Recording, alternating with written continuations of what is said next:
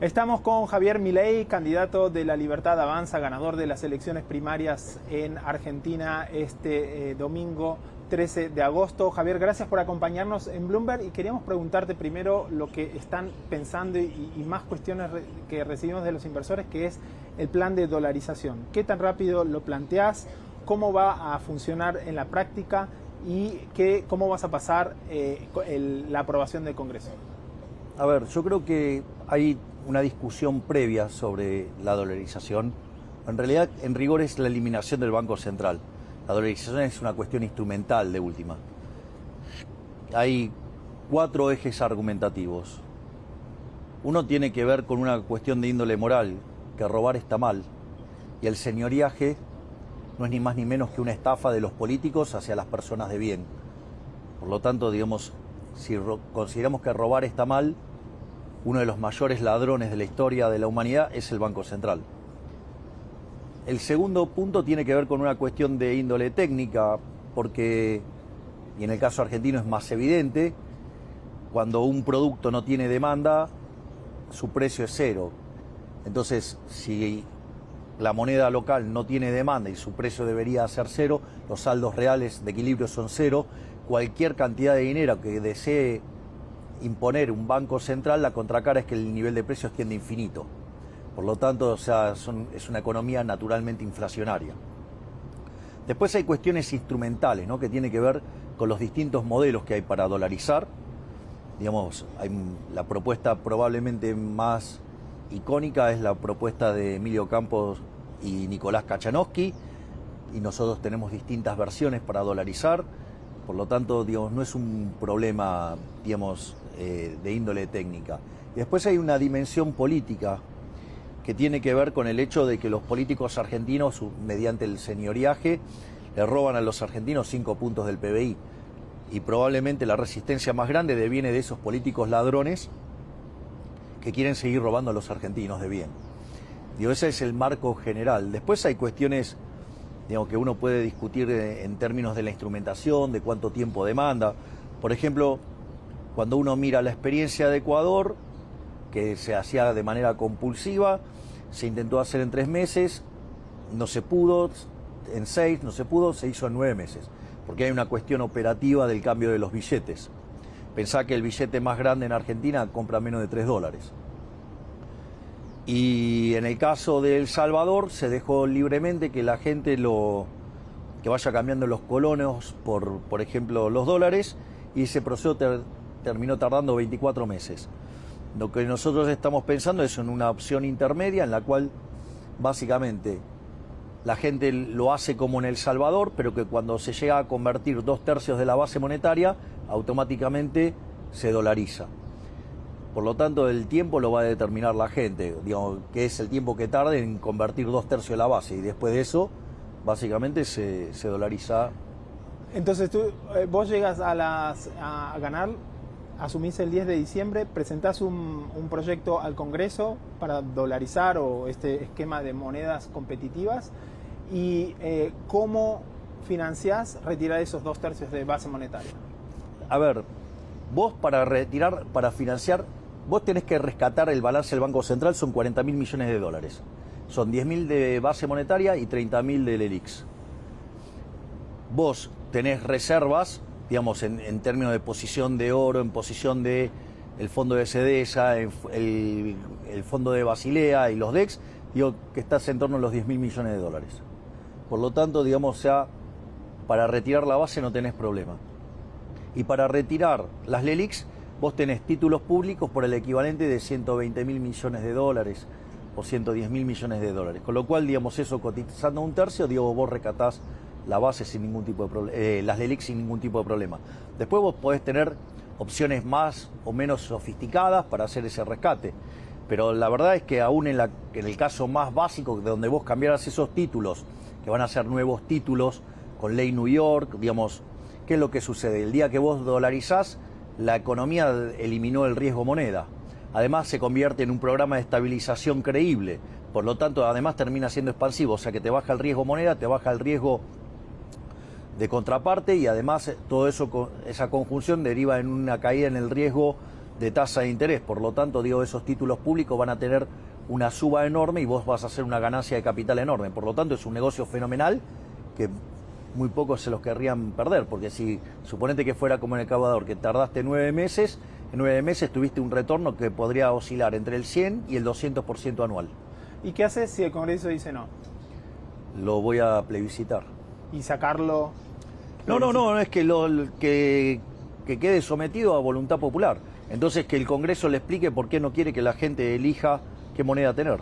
¿Y qué haces con el Banco Central? Entonces, ¿lo cerrás? En algún momento hiciste la broma de que lo ibas a prender fuego. Eso es...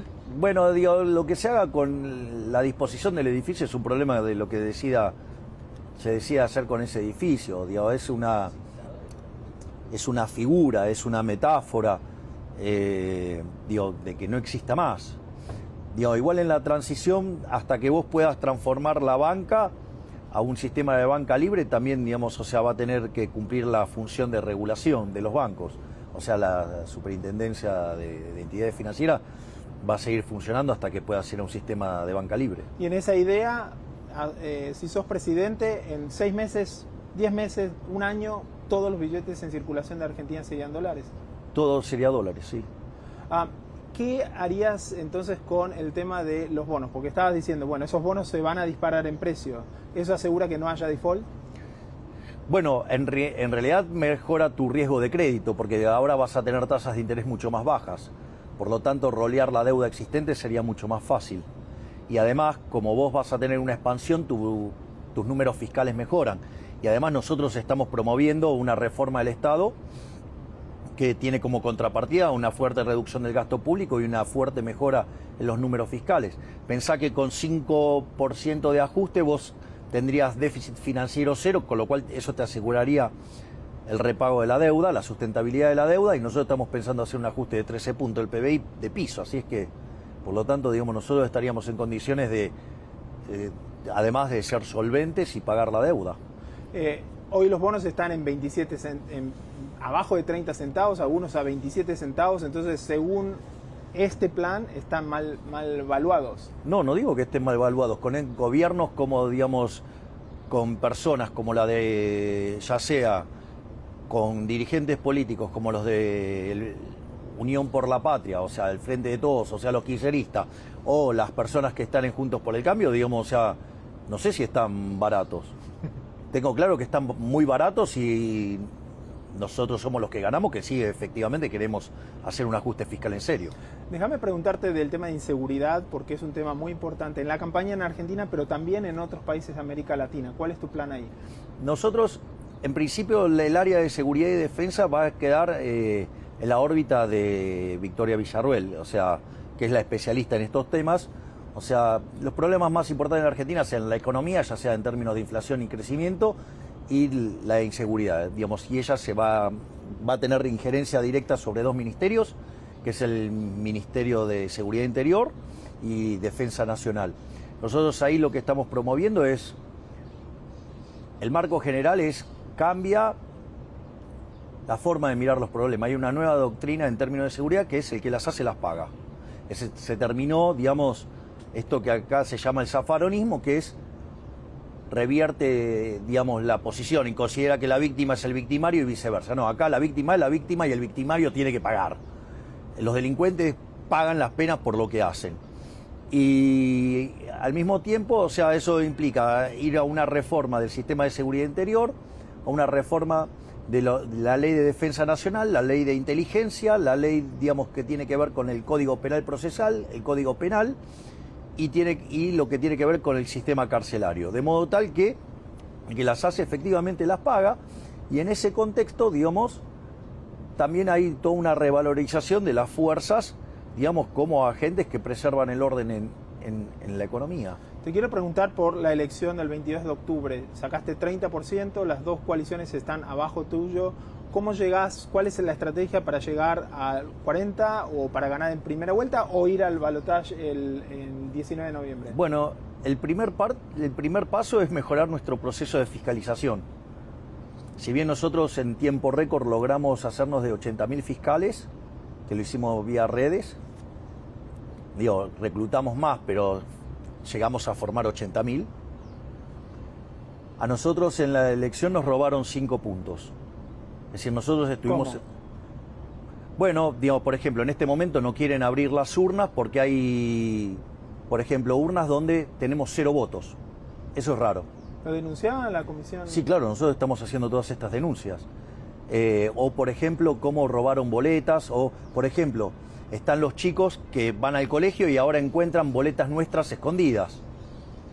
Bueno, digamos, y ahí en eso participaron activamente tanto la gente de Juntos por el Cambio como los kirchneristas. O sea, no hay diferencia entre ellos. De hecho, había Zooms de gente de Juntos por el Cambio induciendo a sus fiscales a robar nuestras boletas para que justamente, al no tener la posibilidad de votarnos a nosotros, los votaran a ellos. Con lo cual, digamos, las estimaciones andan en torno a 5 puntos que nos han robado. Por lo tanto, digamos, estaríamos muy cerca ya. Y después, digamos, el tema de seducir a las personas que no fueron a votar, nosotros tenemos altas chances de seducirlo, porque esos son los que están desencantados con el sistema y con el status quo, y quien mejor representa la oposición al sistema y al status quo somos nosotros, porque en el fondo del otro lado hay socialistas de malos modales o buenos modales, pero son todos socialistas, empobrecedores, que son los mismos que hace 40 años manejan la Argentina y cada vez está más pobre. De hecho, en el 2001 hubo un que se vayan todos y no se fue ninguno, que son los mismos de ese mismo momento y nada más, que además se multiplicaron. Entonces, nosotros por eso decimos que una Argentina distinta es imposible con los mismos de siempre, y los que venimos a cambiar eso acá somos nosotros. ¿Y vas a enfocarte en Provincia de Buenos Aires, Capital Federal? Provincia de Buenos Aires, nosotros evidentemente vamos a trabajar fuertemente porque creemos que estamos en condiciones de arrebatarle la provincia al kirchnerismo, sí. Déjame que te pregunte de política internacional. ¿Cuáles van a ser los ejes ahí? Nuestros ejes fundamentales son el libre comercio, la paz, la libertad y alinearnos con Occidente, digamos, donde los máximos referentes en esto para nosotros son Estados Unidos e Israel. Y en cuanto a China, es uno de los socios principales de comercio. Bueno, serán socios comerciales del sector privado. Nosotros no hacemos pacto con comunistas. Pero entonces, ¿qué harías? O sea, ¿no cerrarías las relaciones de Argentina con China? Yo no promovería la relación con comunistas, ni con Cuba, ni con Venezuela, ni con Corea del Norte, ni con Nicaragua, ni con China.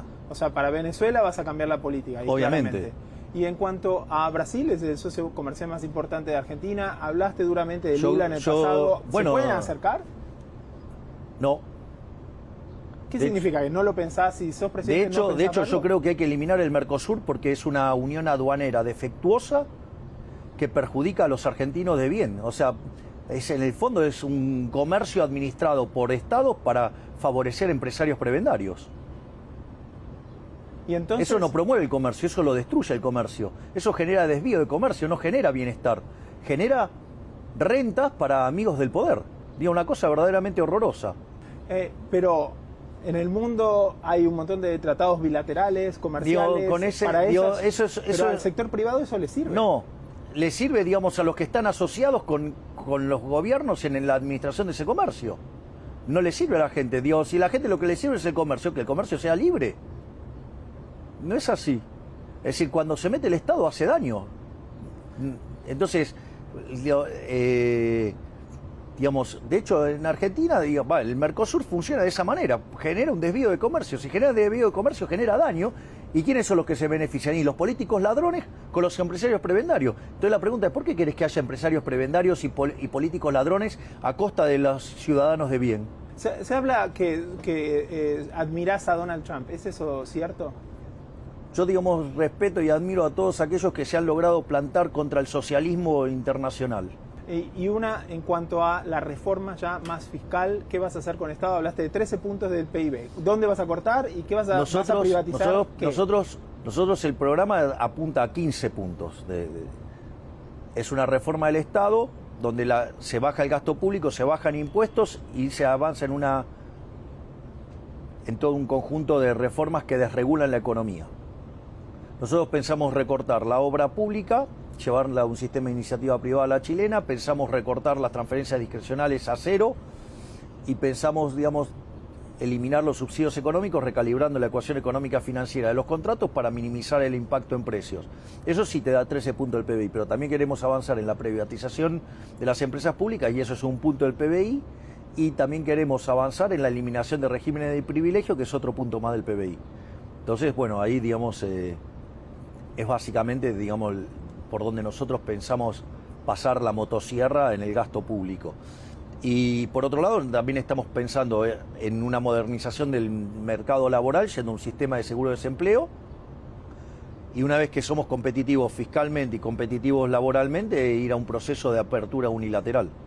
Y una última sobre el sector de commodities, del agro, que es la principal motor de la economía argentina. ¿Cuáles son los planes para ahí, para el sector de oil and gas y litio? Fíjate que nosotros, al avanzar en una reforma monetaria que termine con la existencia del Banco Central, desaparece el cepo, desaparece la brecha. Lo que más castiga al sector exportador en la Argentina es la brecha, que hace que vos exportás por 200 y te quedan 100. Por lo tanto, nosotros, digamos, la sola unificación cambiaria es un mecanismo de impulsor del comercio internacional fenomenal, y a eso además creemos que las retenciones no deben existir. ¿Y para YPF? Hay que privatizarla. Lo que pasa es que durante la transición la necesitamos junto a ENARSA para terminar de ajustar los desequilibrios del sector energético. Javier Milei, muchas gracias. Gracias a vos. Charlas a Bloomberg. Gracias.